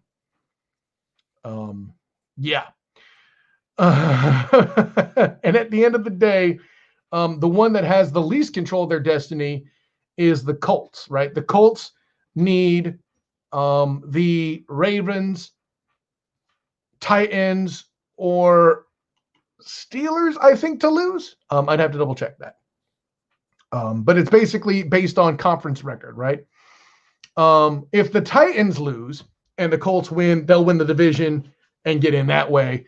And I think, Bobby Blackjack, it's safe to say nobody had the Colts winning that division. Or if they did, they were from the general Indiana area and had more confidence in Phillip Rivers than I did. And good on them. What I find interesting is the Browns, the Ravens in particular. They're having to play the Bengals to get in, and they've had a pretty easy December. But when you consider all the COVID challenges that they faced, and I know there's certain talk that the Ravens got preferential treatment and all this other crap and nonsense, but you got to give the Ravens a little credit in that with as much practice they've missed with COVID, with the quarterback situation being one of a few NFL teams, like the Patriots, for example, who had COVID for their starting quarterback. I mean, hell, what was it? The Broncos that had COVID for their entire quarterback room, but nobody expected the Broncos to do anything. If the Ravens make the playoffs, Bobby Blackjack, because of all the adversity that they had to deal with, in particular to COVID and all the other minutia, is John Harbaugh a Coach of the Year candidate? No. I didn't say he'd win. I said he's a candidate. Let me be clear on that. You got Tomlin, you got Andy, you got dude from Buffalo. I think it's a bit of a stretch. By the way, it's kind of a crime, by the way, that you mention these other names and you leave off Brian Flores of Miami. Oh yeah, Brian Flores. I mean, that's off the top of my head. By the way, this is where you get in trouble in the NFL. Mm-hmm. It's a 31-9 game. You have a team that can go all the way. Why the F is your quarterback still in the game? This is where, and how many times have we seen in our football lives that they leave up? It could be NFL or even college football. They leave the player in too long, right? In a game that's been decided, and something happens to him. Get Josh Allen the F out of this game right now. He has no business being there in a 31-9 game. You've already clinched your division. You already have this game pretty much in hand. You know, they got Stidham playing, so Cam's out. Get out of that game before something disastrous happens. So I'll put it this way. I'll agree with you more in the fourth quarter, and they're still up 22 points. I'll say that to say that. In the case of the Bills, though, Bobby, they're still playing for seeding, right? They're trying to get that number 2 spot. And granted, what they get to earn this year is a right to play another 10-5 team, right? Or I shouldn't say another, but one of the 10-5 teams, right? They're trying to earn the right to maybe play against the Colts, which if I'm Buffalo, I'm not looking forward to playing against that Colts defense. Now, fortunately, the Buffalo defense, the Bills defense, will probably make Rivers make mistakes, or would probably make Baker Mayfield make mistakes, or Ben Roethlisberger and company make mistakes. Agreed. But nobody would pick any of those games over playing against, say, the Bears or the Giants or the Washington football team or the Eagles or whoever the hell sneaks in from there guaranteed to have a losing record, you know. But yeah, there's a lot of there with what you're saying. And in a lot of cases with college football, I feel like the gaps are bigger. Now with college football too, the other problem is if you're somebody who's competing for a spot in the CFP or trying to be relevant in the rankings for the top 25, you need to get style points, right? How many times covering UCF when Coach Josh Heupel or even Scott Frost in some instances would put in a backup quarterback in the fourth quarter and fans would gripe and complain, we need to get style points. We need to build a team out. Like, your point of view isn't wrong. What I'm offering is the pressure that is out there and the reasons that are out there to keep in the full starting team in. I mean, hell, you mentioned quarterback's job is risky, but if you got a good line, generally speaking, it would take, it only takes one play, et cetera, et cetera. What about a guy like Travis Kelce, who plays arguably the most dangerous position in football at tight end, right? All he is one play away from having even a minor injury to miss an opening playoff game, right? And they're clinched for the year. I wouldn't even put Kelce and Mahomes on the damn field next week. Now, the argument there is, hey, they get rusty by week 2, et cetera, but that holds a lot less merit for me than the Bills situation. Does that make sense? Mm-hmm. Yeah, so. It's odd year 2020 where there's only one team that gets the bye week, right? Yeah, yep. Like Pittsburgh and Buffalo will probably get a home game, but there's no one in the stands anyway. So what is that? It really, or there's very little fans. Not enough to make a difference. Where, hell, I remember years ago when I was in college, I used to work at Giant Stadium, right? Right. And had a great job. Souvenir vendor, concert T-shirts, and that trickled off into Giant games and whatnot. I remember there was one year. This is probably still the Sims era. Maybe right after 1990, because around 1990 or so, where the Giants played the Cardinals, St. Louis Cardinals back then, right? And it came down to a last-second kick to win the game, and somebody had the foresight to close the doors going into the stadium, so it kind of created less of a vacuum. Kick was made. The game was won.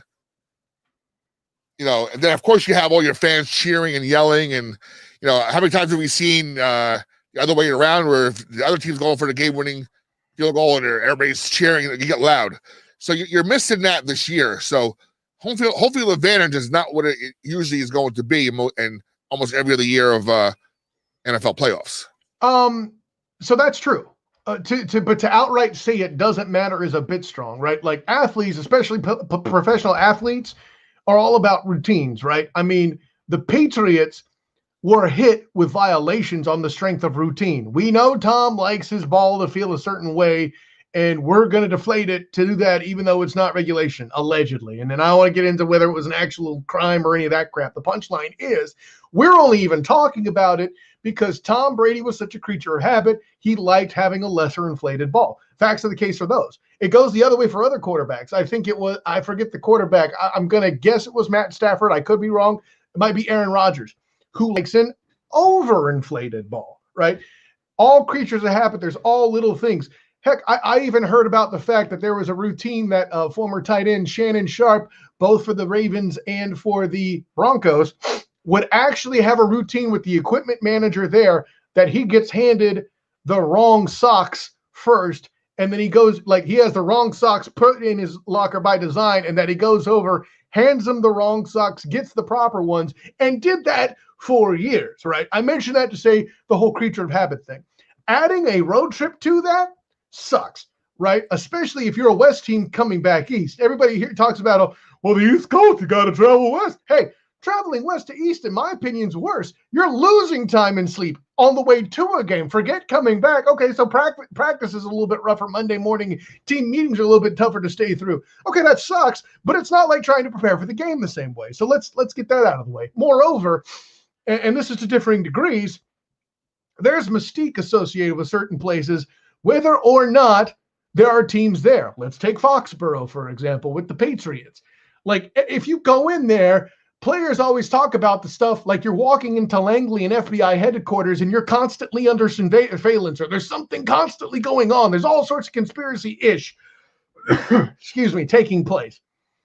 So while the fans missing is important, there's still plenty of value in home field, especially to the players down there on the field. Don't get it twisted.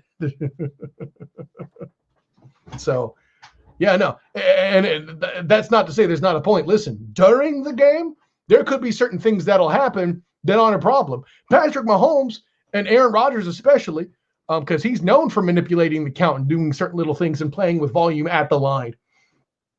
Defenses can sometimes be in a position to where the snap count by the offense can't be heard. Well, that's gone. Even on the defense as home field, the defense loses all the advantage. Now, could be argued that fans want to see more scoring anyway, generally speaking. But anyway, so that's the impact. But yeah, that's you mentioned about scoring. What are your thoughts about soccer, for example? More specifically, please. Like pro soccer. I mean, you love it, you hate it. So I'm somebody that can watch an American football game as opposed to a football game and enjoy defense. I think soccer's something I have fun watching. Go to a soccer game live, you'll respect it more. Not for nothing. The soccer fans are amazing. Exactly. Like, just people watch, dude. It's awesome. I mean, no, it's what's good about soccer fans. Like, you can have a small little club team in your neighborhood, and they will have a little feverish group of fans with the drums and the horns and my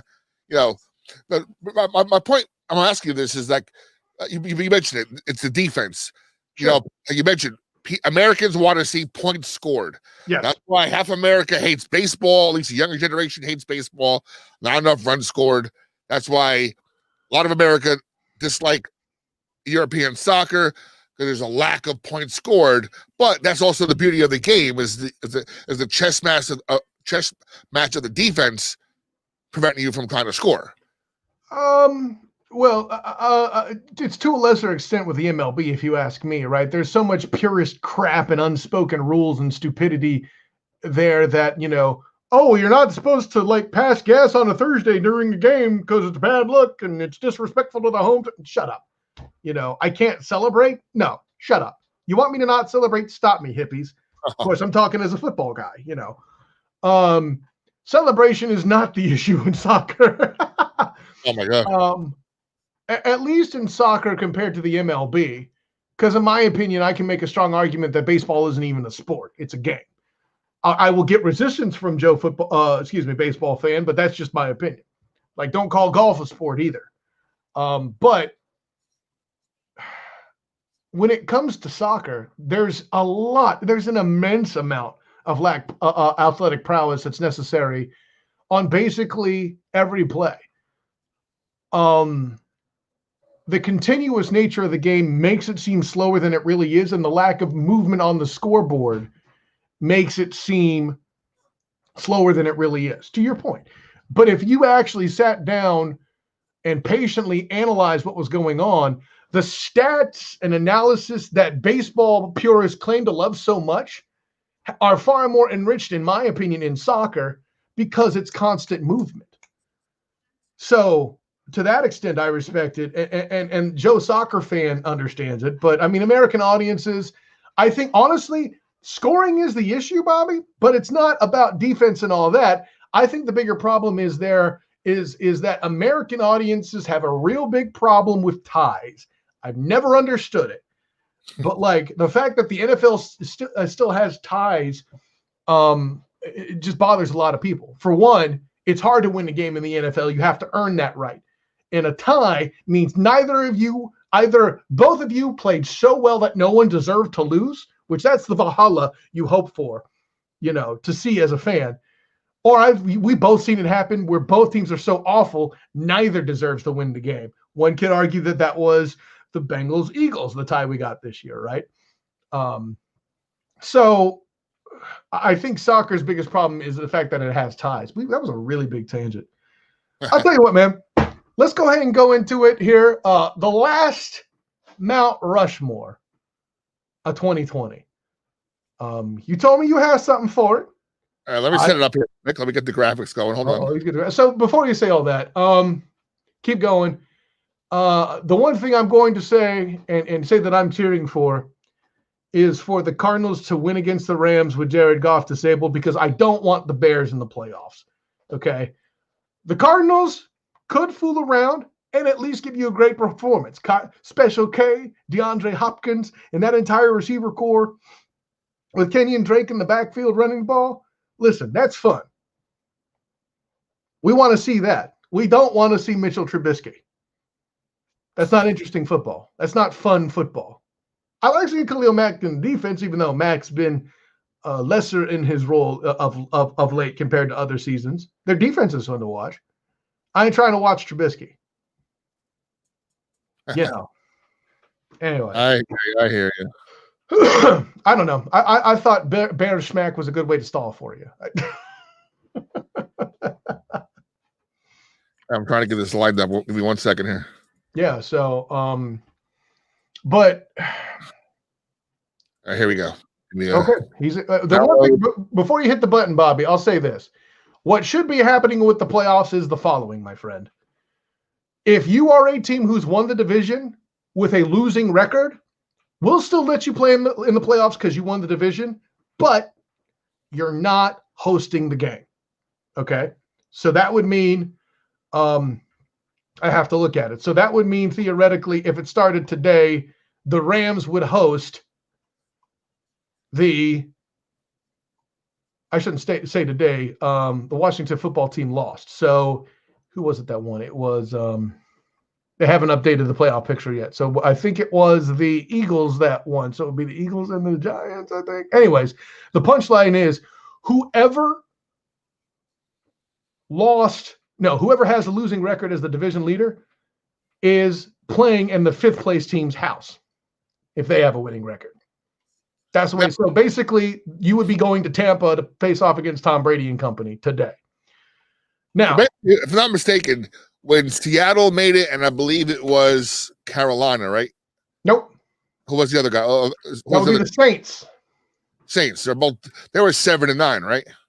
Very good. And actually, you mentioned Carolina. Carolina beat a Cardinal team with a losing record too a few years later. But yeah, you're talking about that Travaris Jackson, Marshawn Lynch game where they literally ran through the entire Saints defense in one of the greatest runs in NFL postseason history.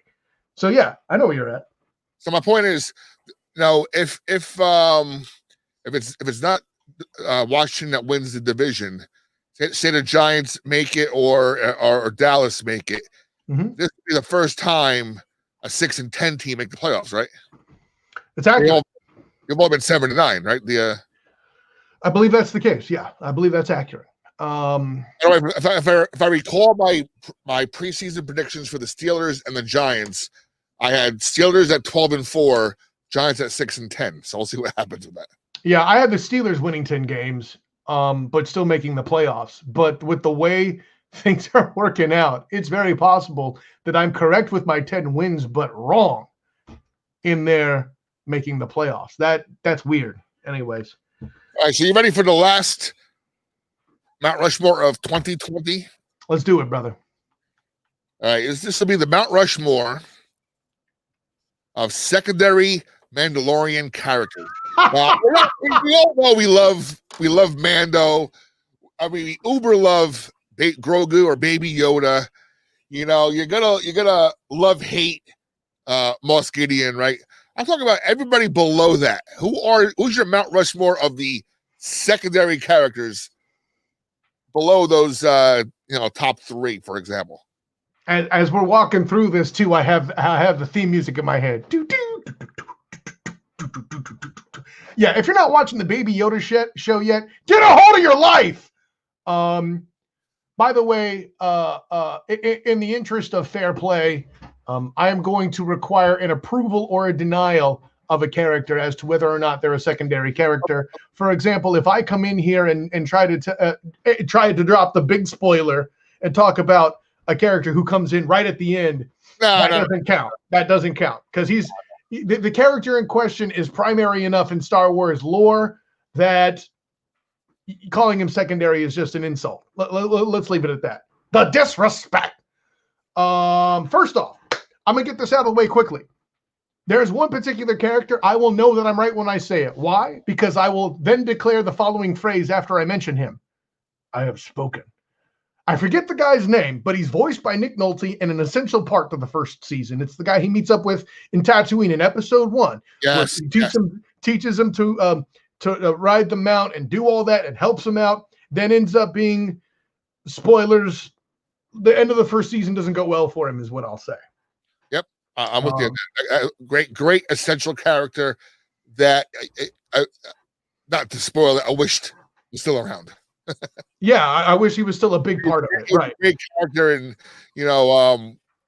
who helped the storyline along by helping out Mando when he needed him the most. Yeah, and those things, those walking piranhas are pretty cool too. I forget the name of them immediately too, but yeah, those were interesting. They were like dewbacks, but like more vicious looking. I mean, hell, they damn near took the Mandalorian out in the first episode if he didn't come along. I'm just saying. But I digress. Next up, in what's going to be probably a controversial, if not at the very least odd choice, the battle droid from the first season.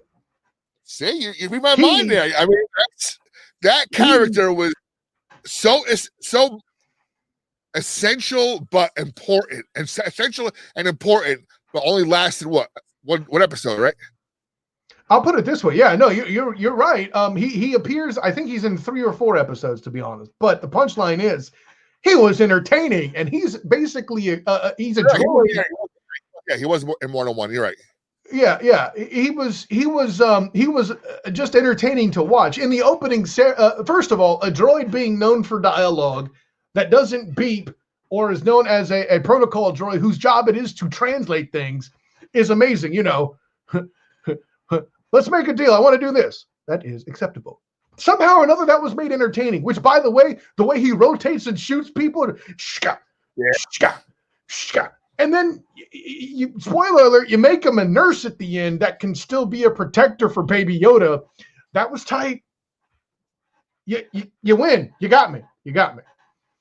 Now, the character the episode from which this character I'm going to mention next came up, I can make a strong argument for a lot of characters in that episode to make this list. But obviously, I'm going to name the one that appeared the most from the raid of the New Republic shit that Mando led when he joined Bill Burr's character and company, who appears again in the second season, the former Imperial sharpshooter. His name is escaping me right now. See, this is the problem with not being prepared for stuff. I don't look this guy's name up. But you definitely got to put him on the list. First of all, he was an excellent character in the first one, and you're like, wow, for all the trash that Bill Burr talks while also being a Patriot fan, and he can act, cool. And no, like, yeah, sure, he talks a lot of trash, but like there's certain things he does with his facial inflections and the exchanges. He's a better actor than a lot of comedians of his type should be. And then, this it's a spoiler to a particular episode, but when he reappears and goes on the raid with Mando into the Imperial mine there in the second season, a lot of the stuff he does in the episode where he reappears is absolutely amazing. So I've got to put that character on the list. And lastly, I'm going to tick a lot of people off. I'm not big on character names. I do have to, I am going to make it a point to watch the Clone Wars cartoons, sort of get some of these gaps that are missing on my head. That's the guy that was a bad guy in the beginning, right? Well, he was the guy that was that one episode where there were all the quote unquote bad guys and the one girl with the crazy hair. They were trying to. Well, yeah, it was him, two Twi'leks, and the devil-looking guy, and then they also had this bug-looking android piloting. Yeah. All right, you're right. Yes. Mm-hmm. Yeah, he does good, and he's free now. Yep. Okay. I never knew knowing what a Twi'lek is would be helpful on a sports show, but whatever, that works.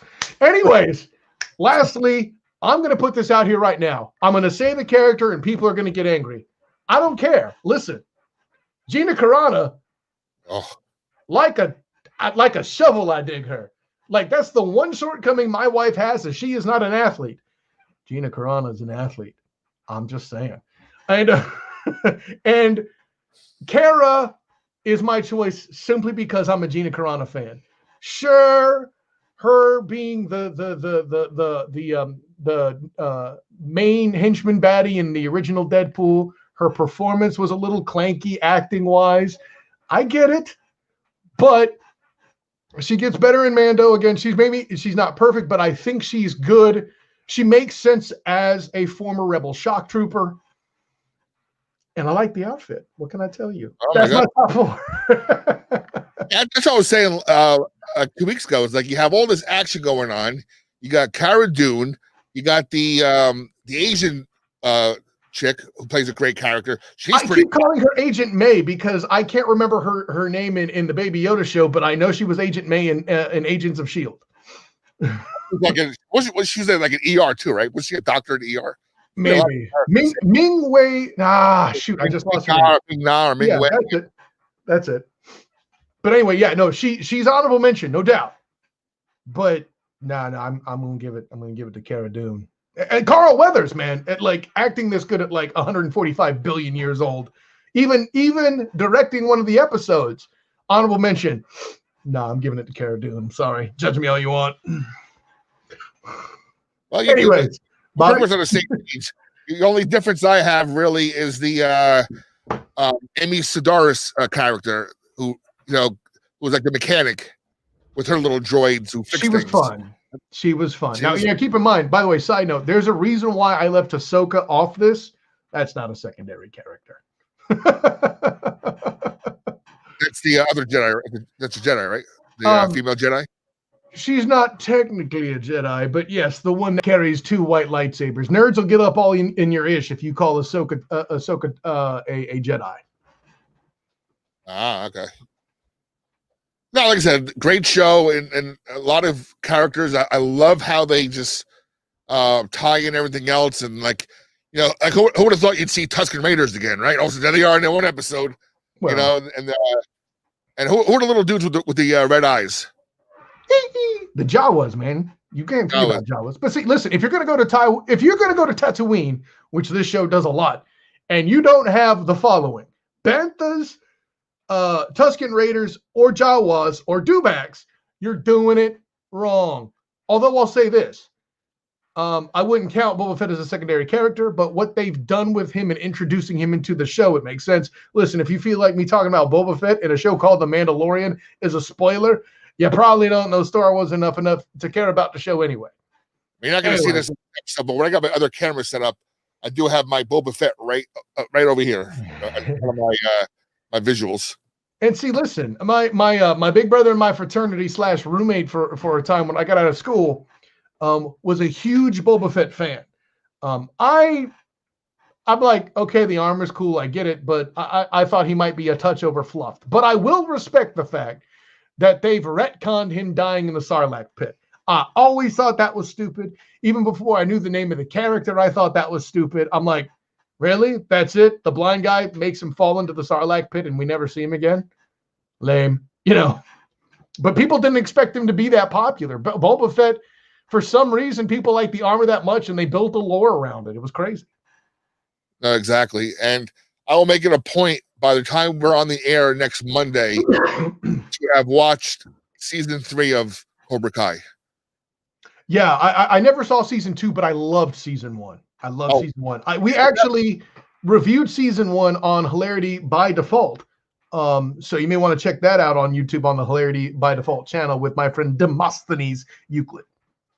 Well, you have a week to watch. Yeah, though you have less than a week to watch season 2 because season 3 starts New Year's Eve. Actually, yeah, less than a week, like you said. Yeah, no, I really liked season 1, but I wasn't going to pay money for it.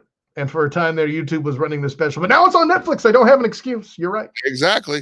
So I'm not going to say anything, obviously, but you'll see probably on my face that I'll be like, wow. I don't give anything away, but yeah, you'll see why when you watch season 2 and then knowing what to expect in season 3. So what they left you with at the end of 1, I felt pretty good about. And then well, I'll put it this way.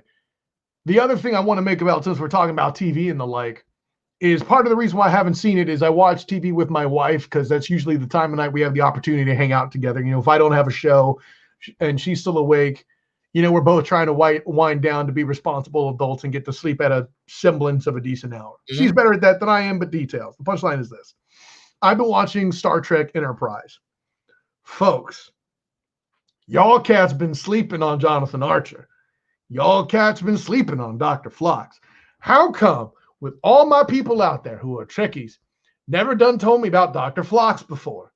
Phlox is the jam. Just telling you. He alone is a good reason to watch Star Trek Enterprise. But Scott Bakula? Fools.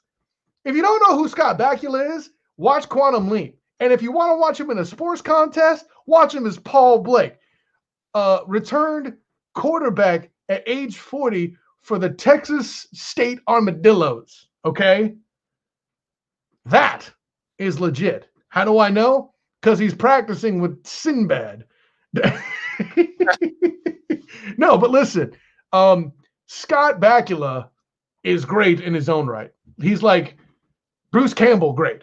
That would be a better instance for this current generation. Scott Bakula, Bruce Campbell. Like, if you could put a show with Scott Bakula, Bruce Campbell, Nathan Fillion, and Tim Curry. I know Tim Curry's a little old, but that probably won't happen. But if you give me a show with all three of those, I'm good. And he's great as a starship captain. And I would even argue that as Starfleet captains go, that Jonathan Archer is better than Captain Kirk. I said it. What? Come at me. Uh-oh. And all I know is in 3 short months, if you want to consider winter months short, because they're not, at least up here in the cold. I'm about to say, depends where you live, homie. Where you live, exactly. We got Coming to America 2 and the Sopranos prequel 2 weeks apart in March. I'm like, oh, of course it's the cold, long, for me, winter months that we got to get through before we get to there. But I mean, hey, listen, don't get me started on how Coming to America 2 should never have been made. I'm hot about that, man. You know what? Let's save judgment until we see how the movie is made. True, and I agree with you. And there are some positives that the original group's with it, but I'm keeping my expectations low on purpose. That's the kind of movie, like some of these comedies that come out that people say, "Oh, the funniest movie I've ever seen in my life." Well, if you don't go and see that movie within the first 2 weeks, you're done, because then it gets overhyped, you have over expectations, and you're usually disappointed. Please see The Hangover. 100% correct. And you know what? Hangover 2 was not that. People slammed it, but when you really take the time to watch it again, it actually wasn't that bad. Listen, bro, I hear you. I'm not sitting through Hangover 2 a first time. I'm just saying. Almost makes you wonder, like, what happened to Wedding Crashers 2? What happened to Old School 2 they kept promising us, right? And never came out. Those didn't need to happen either, homie. Let's be real. But Wedding Crashers and Old School were good movies. They didn't warrant a 2. They were good enough to be entertaining, but they were walking on thin ice anyway. What made them work is Will Ferrell is good. What made it work is that Vince Vaughn is good in both those movies, I might add. And then, if you don't have Vince Vaughn, and in the case of Wedding Crashers, Christopher Walken, I mean, hell, people talk about Will Ferrell being a big deal in Wedding Crashers, and he's in 15 minutes-ish, if that, of the movie? Yeah, if that, let's put it this way. Wedding Crashers deserved his props. Christopher Walken did a great job in the movie you wouldn't expect to see him in. Jane Seymour found a way to look great, even at an age, I think it was 50-ish. And she talks about the fact that she appears the way she does in the movie at that age. And she was like, I had to go to the gym. And I'm like, And then Vince Vaughn is hilarious, and Owen Wilson, like he is in a lot of his roles, is along for the ride and is a good support role player, which is unfortunate because he's the main protagonist in the Wedding Crashers movie, but more often do I find me wanting to skip his scenes. Anyways, how did we get on that tangent? Bobby, let's wrap this show up. Well, Kyle, Happy New Year to you and your family. By the time we get back on the air, it'll be 2021. And all I got to say is please be better than this year. Please be better than this year. It's funny you mentioned that. We were saying grace around before we did Christmas dinner on Friday, and my wife was she just does the prayer because she's the cantor at the church, so apparently by default that means she has to do the prayers at our family meals. I don't know why, she just does. Good for her. I'm not complaining. Then she goes, "Does anybody want to add anything?" And I'm like, let's make sure it's better, that 2021 is better than 2020. She's like, "Well, you're setting the bar low." And I'm like, if I set the bar low, the Lord will deliver. That's all. That's all I can say, man. So, with that in mind, thank you guys once again. In the coming month, January, it will mark the beginning of the second year that Danny and I have been doing shows together. Yes, Danny and I were doing shows before I-95. We just got smart and got with Bobby Blackjack. What can we say? But he'll be back next week. We'll be talking a lot more NBA because that's starting to ramp up. Football postseason. For me, people talk about the most wonderful time of the year being in December. No, it's late December, early January because of playoff football. And now it's in the college ranks as well, people. Let's do that.